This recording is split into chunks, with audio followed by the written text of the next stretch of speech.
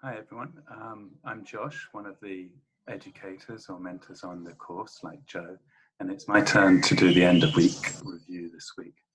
So I'm talking to you from here in the Basque Country, out in the north of Spain, looking over the coast, and I'm on my balcony, enjoying the bird songs, which I hope you can hear, but I hope they're not distracting.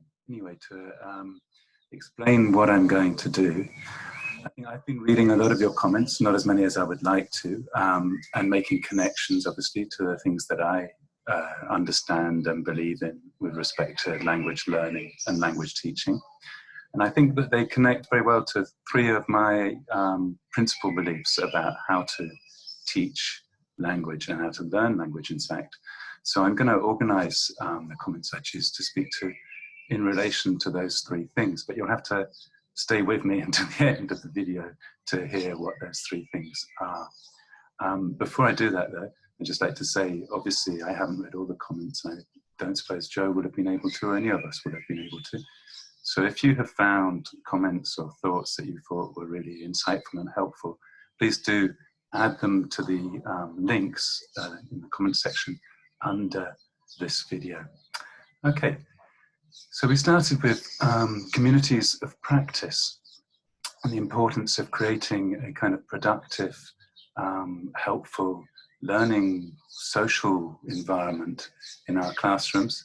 And I think that's true online as well.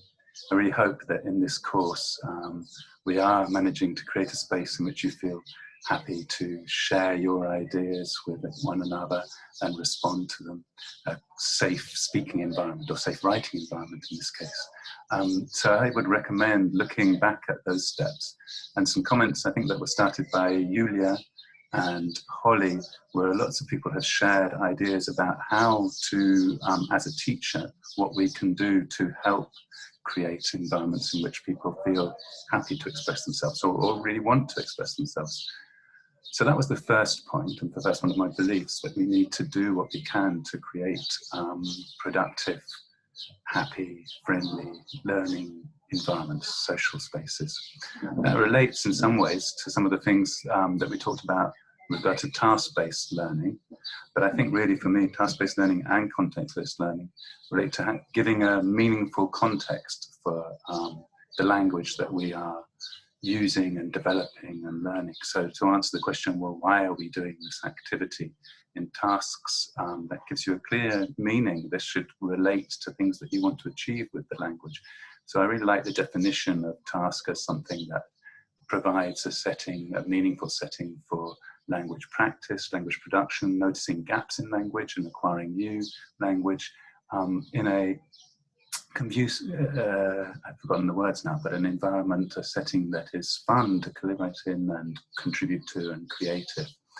And I think that will connect to something I'm going to say later in my third point of some conversations you've had. I think content-based content and language integrated learning can also be taken in that sense to some extent, and focusing on using language to do something meaningful, to learn about a subject or to learn about something else.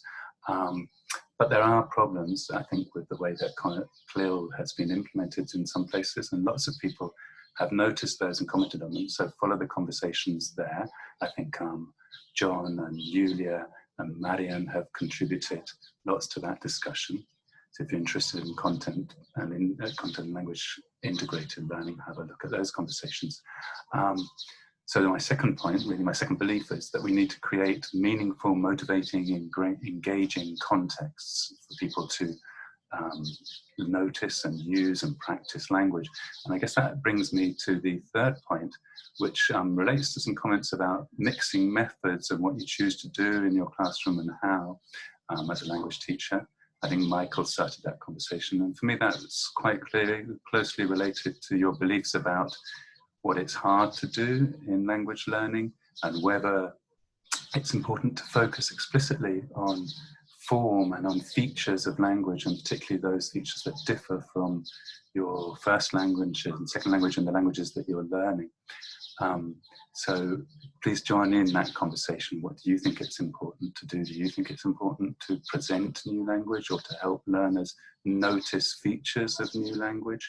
or do you believe in more natural, immersive approaches? It'll be interesting to see what you have to say about that. Finally, look forward to next week. Next week is something that I'm very, very interested in, which is how tools, new technologies give us new opportunities for interacting and practicing language, like the opportunity to collaborate together in this global teaching group on this course, but also constrain the ways that we can interact. So really, the week 3 is all about how can we learn online? Is it possible to learn language online? And that's very relevant to everyone who has had to move online because of the current situation, and relates to a question that Joe posed, which is really interesting, and I hope we'll come back to.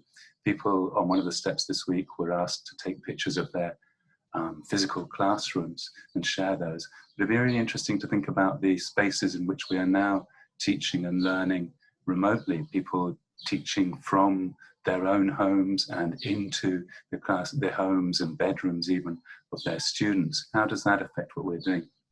Fascinating talk in a couple of weeks ago on an IATEFL get-together by Adrian Underhill about kitchen table teaching and how this might lead to kind of more genuine interactions between people. So I look forward to following that up.